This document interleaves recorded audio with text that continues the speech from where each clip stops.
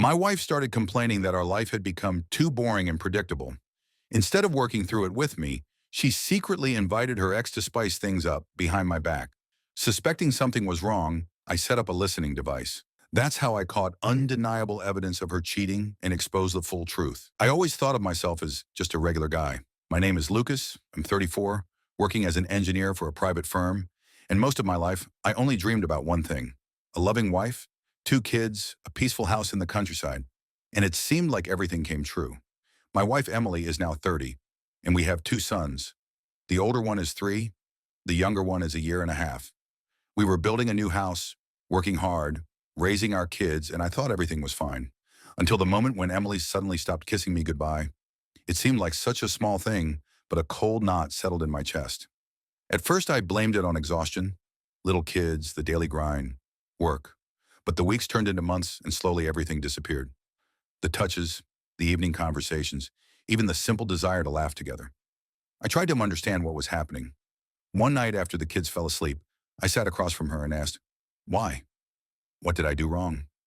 Emily stayed silent for a long time and then quietly said, "You're not right for me anymore." Those words hit me harder than any knife. I just sat there, not believing what I was hearing. And she continued, saying she was doing everything on her own, making every decision alone, feeling more like a single woman with 2 kids than a wife. I wanted to argue, to remind her how much I did for her and the kids, how I worked all day, got up at night to care for the boys, drove the older one to swim lessons, handled the house. But instead of fighting, I just nodded. I loved her too much to start a confrontation right then. I promised myself I would change, help more, be more active, more attentive. And I did. I dropped evening movies and games, rushed for groceries after work, fixed broken faucets, washed dishes, handled every issue with the construction. I even bought her the new dryer she had dreamed of. I hoped to see even a hint of gratitude in her eyes. But the more I tried, the further away she drifted. Everything that used to be our shared comfort turned into cold emptiness. Emily looked through me, and I, like a complete fool, still believed that if I just held on a little longer, she would want to be with me again. After our first serious talk, I thought things might start to change. But weeks passed, and Emily's distance only grew. I kept telling myself it was stress, maybe hormones, maybe the pressure of work and kids, anything but the truth that was gnawing at me inside. I decided not to let it spiral into silence, so I initiated another conversation. One night after putting the boys to bed, I sat down across from her and asked straight up, "Do you even want to save our marriage?" She looked at me for a long moment, her face unreadable, and said, "I don't know." That answer hit me harder than if she had just said no. I stayed calm and asked if she was willing to go to couples therapy. Again, she said, "I don't know," in the same flat tone. I leaned forward and said, "Emily, our kids deserve parents who fight for the family, not parents who drift apart with 'I don't know.'" After a few minutes of silence, she agreed. It felt like dragging a boulder uphill, but it was something. I found a reputable therapist, scheduled our first session, and tried to stay optimistic. The therapist was professional, empathetic, and sharp enough to pick up on our issues quickly. In our first 2 sessions, it became clear that Emily and I had very different love languages. I crave physical touch to feel connected, while she values acts of service, like doing chores and solving problems. That mismatch wasn't new, but the gap had widened into a chasm. Therapy revealed uncomfortable truths I wasn't ready to hear. She had married me partially to impress her parents and sisters with a perfect life, a respectable marriage, beautiful kids, stability. Not because I was her soulmate. She admitted that out loud. I felt like I'd been punched in the gut.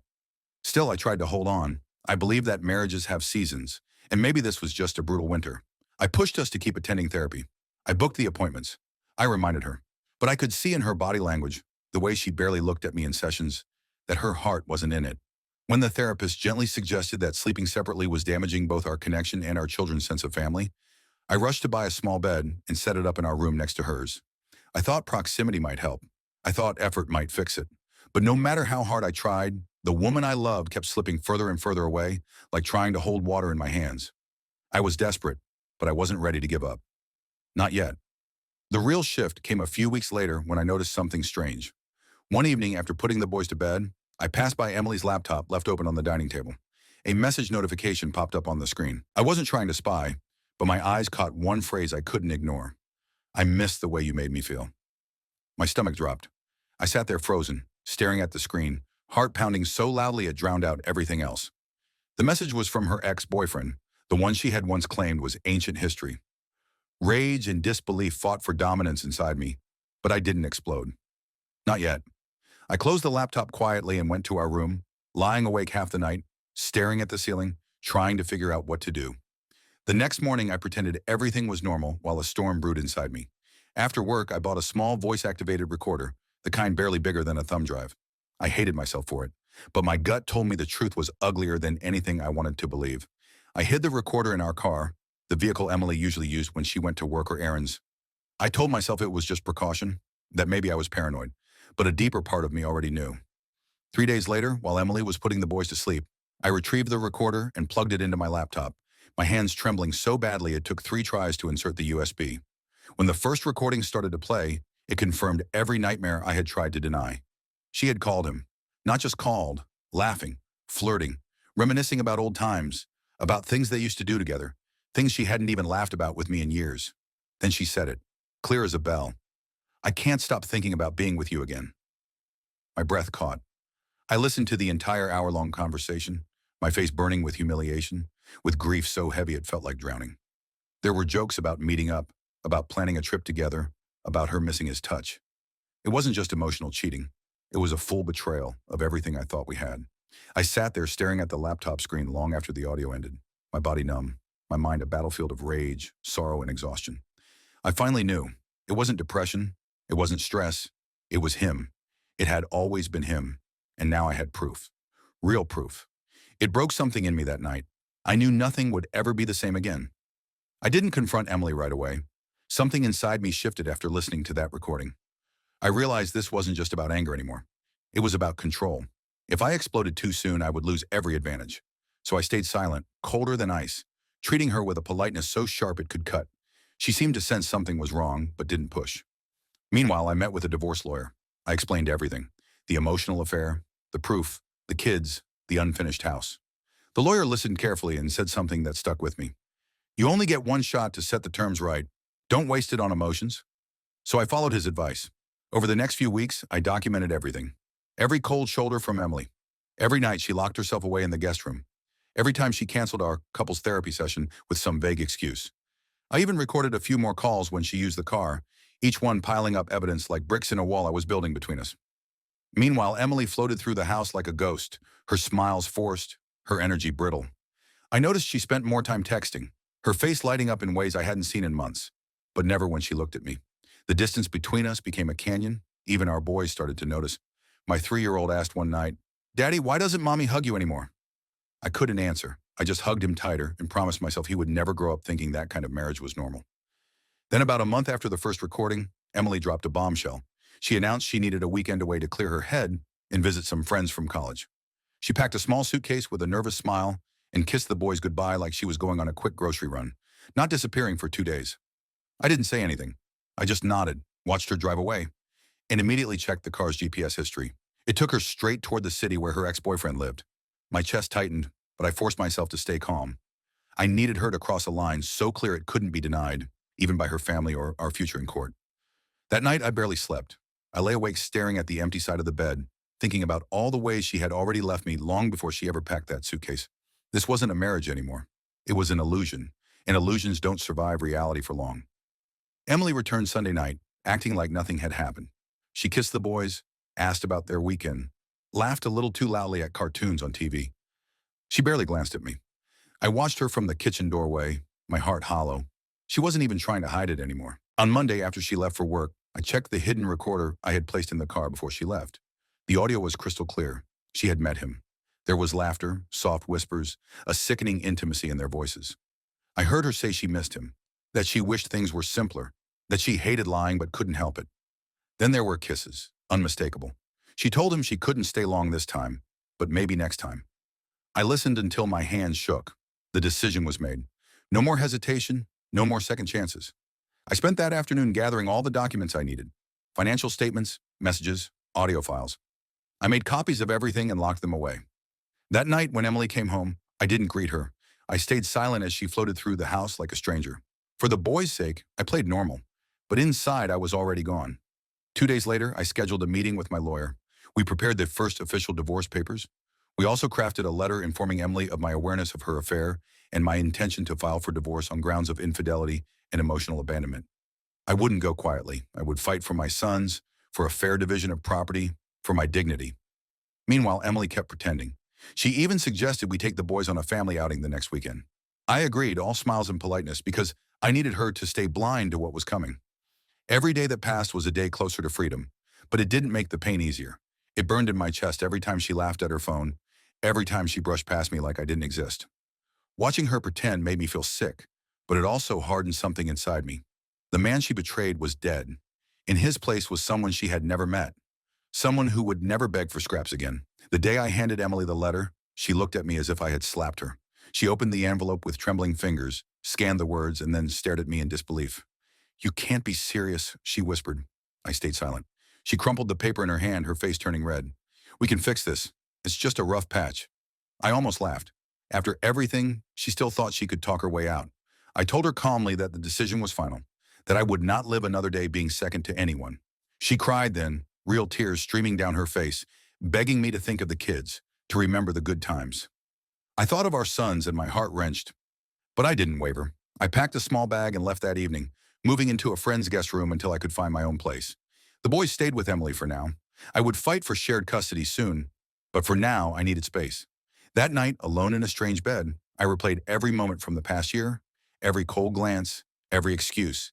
Every night she turned away from me. I wasn't perfect, but I had loved her. She had thrown it all away. The next morning, she bombarded me with messages, pictures of the boys, videos of them laughing, voice notes saying she missed me. I responded politely but briefly, refusing to engage beyond what was necessary. Meanwhile, my lawyer filed the divorce papers. When Emily was served, she exploded. Angry calls, long texts accusing me of heartlessness, of destroying our family. She tried to guilt trip me, to remind me of promises we made when we were young and stupid. But it was too late. Every time she played the victim, I remembered her soft giggles with him, the words she whispered into another man's ear. I had warned her that actions have consequences. I spent my evenings looking for apartments, picturing a quiet place where the boys and I could build new memories. Without lies, without betrayal, just peace. Emily didn't know it yet, but the life she knew was gone forever, and it was her own hand that set fire to it. The weeks dragged by, and each day without my sons felt like a piece of me was missing. I made it a point to see them every weekend, to be present, to laugh and build Lego castles and chase them around parks. They were too young to understand the mess unfolding around them, and I wanted to protect that innocence as long as possible. Emily, however, seemed determined to make everything harder. One evening, after dropping the boys off, she cornered me by my car. She was crying again, saying she was sorry, that she wanted to fix everything. I stood there cold, listening. She begged me to come back for the boys, promising that she would cut off all contact with her ex, that she would move wherever I wanted. For a moment, the weight of the memories we shared nearly broke me. I thought about every bedtime story, every family trip, every Christmas morning we had once celebrated together. But then I remembered the recordings, the whispered sweet nothings not meant for me, the laughter meant for another man. I shook my head. "It's too late," I said simply. Her face crumpled. The next day, she started playing a new game. Suddenly, I was the villain, the bad father, the man who was abandoning his family.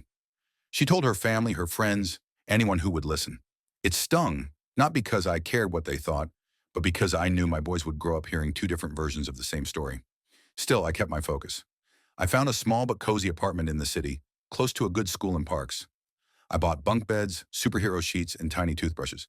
I wanted them to feel at home, to know that no matter what happened between their mother and me, they were loved fiercely and completely. Emily, sensing she was losing her grip, began to panic. She sent long emails full of apologies, admissions, promises. She even offered to sign over full custody if I would just try again first. It was manipulation wrapped in desperation.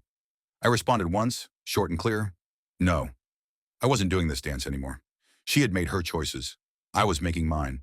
And this time, I was choosing myself. The final court date came faster than I expected.